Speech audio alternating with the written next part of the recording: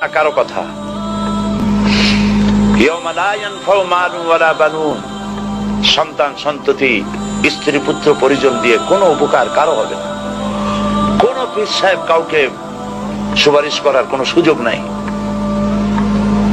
আল্লাহ পাক যাকে পারমিশন দিবেন, যার জন্য দিবেন, তিনি শুধু সুপারিশ করতে পারবে, আর কেউ না। কিয়ামতের দিন অনেক মুরিদ নিয়ে এক এক পীর উঠবে, মিথ্যে কথা। ফাকুল্লুহুম আতিহি ইয়াউমাল কিয়ামাতি ফারদা। আল্লাহ পাকের দরবারে একজন একজন করে হাজির হতে হবে। আল্লাহ পাক বলেছেন, আমার কাছে একজন একজন আসবা, মুর্দাবাদ জিন্দাবাদ দিয়া, স্লোগান দিয়া, মিছিল করিয়া আল্লাহর দরবারে যাওয়ার কোন উপায় নাই।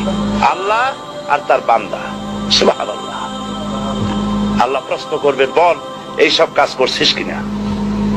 আল্লাহর কাছে জবাব দেওয়া কি কঠিন হয়ে যাবে সেদিন। এই জন্য আল্লাহ রাসূল তিনি নিজে এই দোয়া পড়তেন, আল্লাহুম্মা হাসিবনি হিসাবান ইয়াসীরা। আয় আল্লাহ পাক, তুমি আমার সহজ হিসাব নাও। তো রাসূলুল্লাহ যদি সহজ হিসাব চান, তাহলে আমাদের উপায় কি? আল্লাহ তুমি আমাদের সহজ হিসাব নিও। রাসূলুল্লাহকে প্রশ্ন করা হয়েছে, হুজুর সহজ হিসাব কি? হুজুর বলেছেন, আল্লাহ যাকে মাফ করতে চাইবেন তাকে একটা পর্দার আড়ালে নিয়ে যাবেন, জিজ্ঞেস করবেন, এই বান্দা এইসব কাজ করছো? এখন আল্লাহ জিজ্ঞেস করতেছেন, সে তো ভয়তে অস্থির হয়ে যাবে, কেন্দ্রে পাগল হয়ে যাবে। আল্লাহ করে ফেলছি, আমার মাফ করে দাও। আল্লাহ পাক তার জবানের সমস্ত পাপের কথা শুনে সে যখন অনুতপ্ত হয়ে কাঁদতে থাকবে, আল্লাহ বলবেন, যা মাফ করে দিলাম, জান্নাতে চলে যা। এইটা হচ্ছে হিসাব ইয়াসির। আল্লাহুম্মা হাসিবনি হিসাবান ইয়াসীরা। কাবা শরীফ মানুষ যখন তাওয়াফ করে, এই তাওয়াফের ষষ্ঠ তাওয়াফে একটা দোয়া আছে। এই দোয়া আমি যখনই পড়ি আমি চোখের পানি রাখতে পারি না। ষষ্ঠ চক্করে একটি দোয়া আছে। দোয়াটা হচ্ছে, আল্লাহুম্মা ইন্না আলাইয়া হুকুকান কাসীরান ফীমা বাইনি ওয়া বাইনাক।